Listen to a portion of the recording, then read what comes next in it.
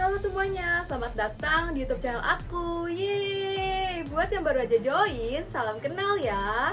Nah, di video aku hari ini, aku akan membahas sebuah film bergenre action komedi. Judulnya Exit tahun 2019. Jadi, film ini menceritakan tentang sebuah wabah gas beracun yang menimpa kota di negara Korea. Di sisi lain, ada seorang pria bernama Yongnam dan wanita bernama Yoonjo yang harus berusaha menyelamatkan diri mereka.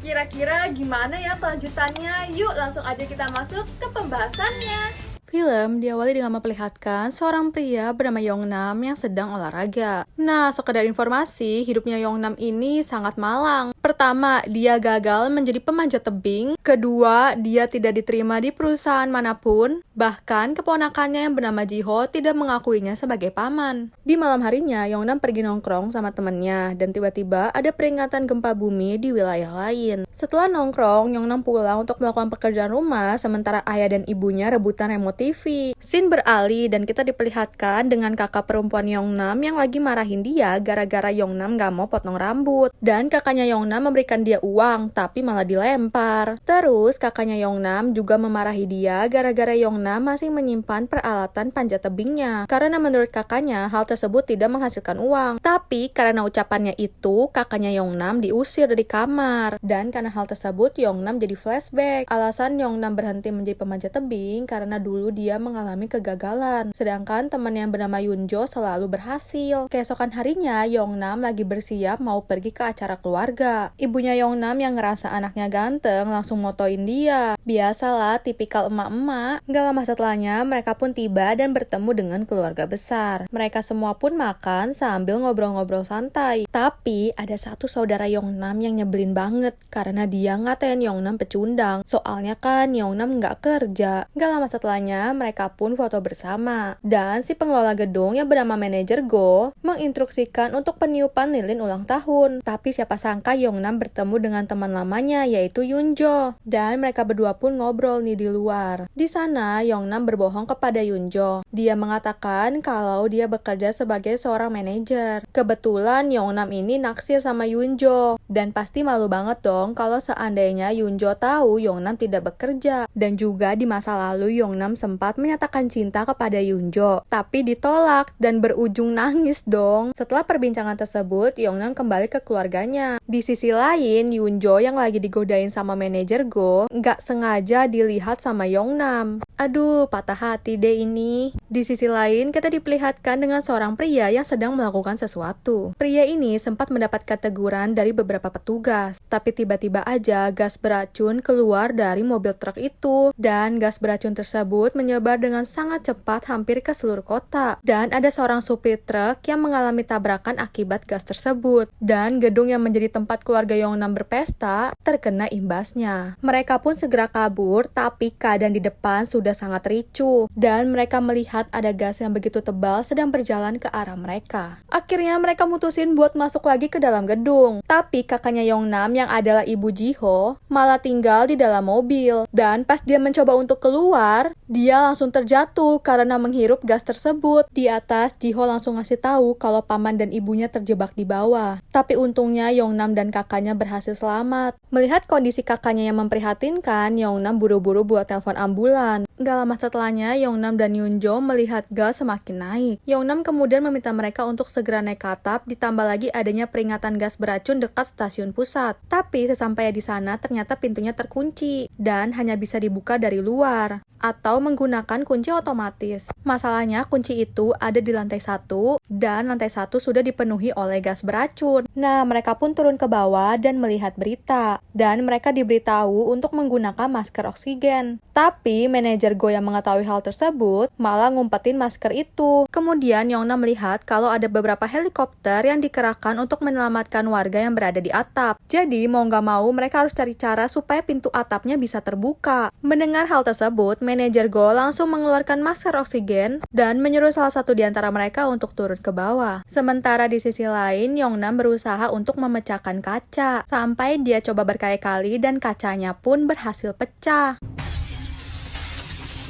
Lalu Yongnam meminta Yunjo untuk mencarikannya tali. Yongnam langsung bergegas untuk melompat dan menyeberangi gedung sebelah. Orang tua Yongnam yang mengetahui hal tersebut melarangnya. Akan tetapi karena Yongnam berpikir kakaknya nggak akan selamat kalau pintu atap itu tidak terbuka, dia langsung loncat. Jiho yang melihat pamannya bertindak seperti itu langsung menangis. Akan tetapi untungnya Yongnam berhasil. Di saat yang bersamaan, Yunjo pergi untuk mengambil peralatan panjat tebingnya. Dan Yunjo langsung segera melemparkannya kepada Yongnam. Dengan peralatan seadanya, Yongnam bersiap untuk melompat ke gedung sebelah. Awalnya Yongnam hampir gagal, tapi untungnya dia berhasil. Saudaranya kemudian mengambil handphone untuk bisa merekam Yongnam. Aduh, udah kayak Spider-Man aja nih Yongnam, tapi tanpa jaring. Dengan segenap usaha, Yongnam berusaha untuk naik ke atap. Tapi karena talinya nyangkut, akhirnya dilepas sama dia. Menurut aku, ini adalah bagian yang paling mengerikan, karena kalau seandainya Yongnam gagal, dia nggak ada pertolongan lagi. Tuh guys, kebayang gak sih kalau kalian berada di posisi Yongnam?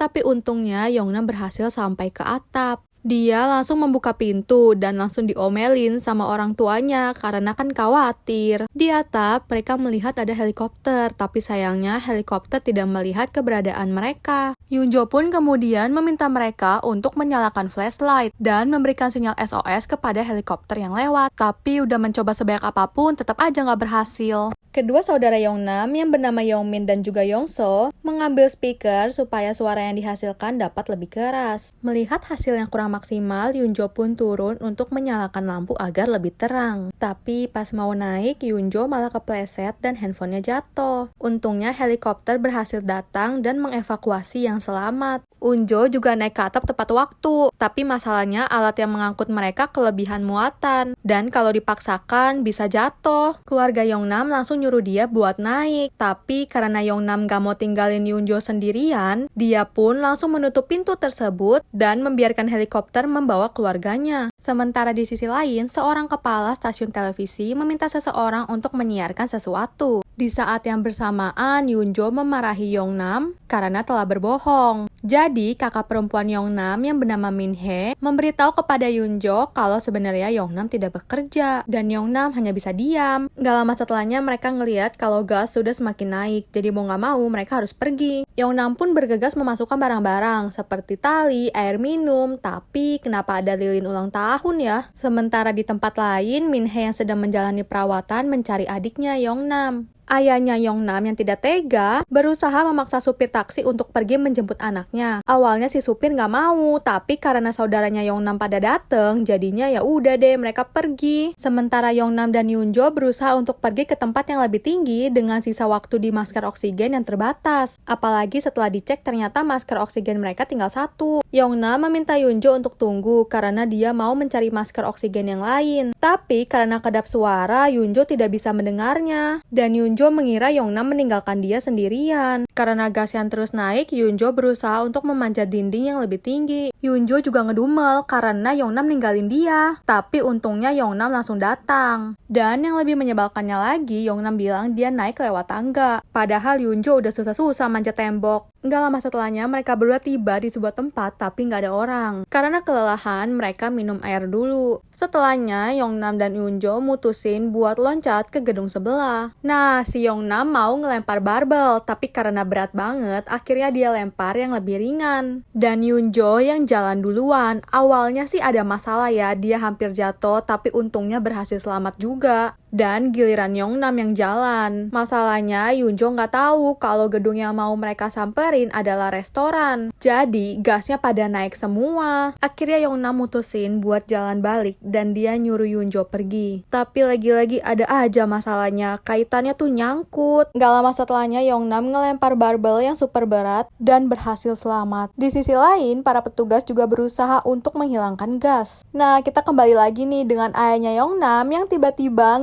lihat ada drone yang lagi terbang. Ternyata drone itu milik dua orang pemuda yang disuruh sama seorang wanita penyiar TV. Jadi mereka tuh kayak masuk ke dalam wilayah secara ilegal. Di saat yang bersamaan, Yongnam dan Yunjo berusaha untuk membersihkan kedua tangannya yang terluka sambil memanggil helikopter. Tapi tiba-tiba Yunjo ngedengar suara minta tolong dan bener aja di gedung seberang ada murid yang terjebak. Dan gak lama setelahnya datang helikopter. Mau gak mau mereka berdua harus terus ngalah lagi. Mereka berdua bikin anak panah dari papan supaya helikopter itu tidak menuju ke arah mereka, sehingga para murid berhasil diselamatkan. Setelahnya Yongnam ngeliat ada gelombang gas yang datang akibat dari ledakan, dan Yunjo ngajakin Yongnam buat pergi ke atas menara. Yongnam dan Yunjo mengambil kasur untuk bisa loncat ke gedung sebelah yang lebih pendek. Nah, pas lari ternyata jembatannya belum selesai dibangun. Untungnya di samping mereka ada tiang, dan mereka naik ke gedung lain menggunakan tiang tersebut. Tiba-tiba Yongnam ngeliat ada drone. Dia pikir itu adalah drone penyelamat kan? Jadi dia langsung manggil drone itu buat nyamperin mereka. Di sisi lain, ayahnya Yongnam begitu gembira karena bisa melihat anaknya yang masih selamat.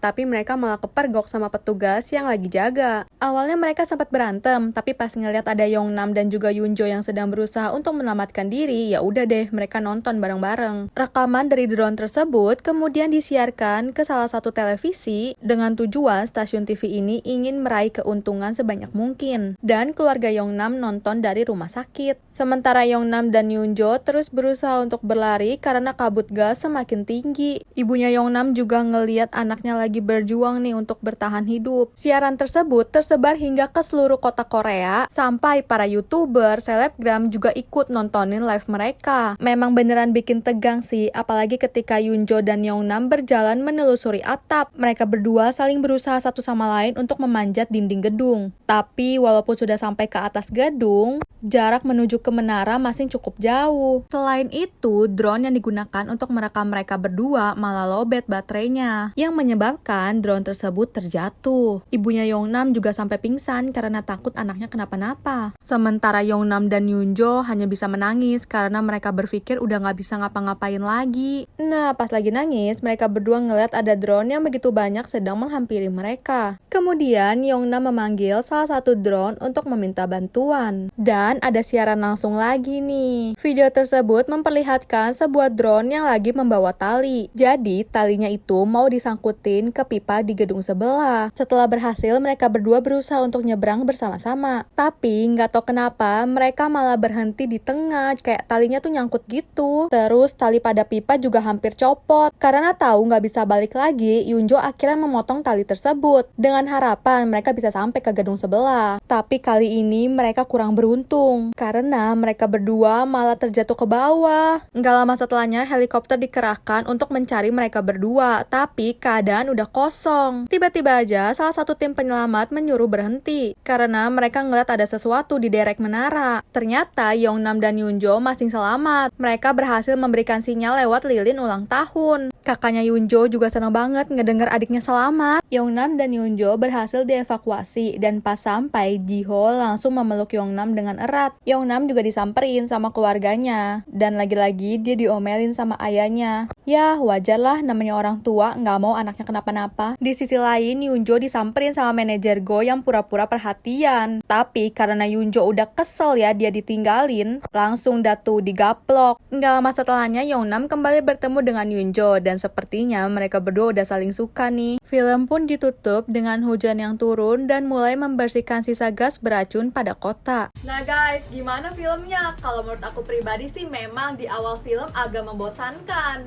Tapi dari tengah sampai akhir baru berasa seru. Dan film ini memberikan banyak pesan moral. Salah satunya adalah kemanusiaan. Oh ya, makasih udah luangin waktu buat nonton video aku hari ini. Jangan lupa komen di bawah, aku harus bikin video apa selanjutnya. Dadah!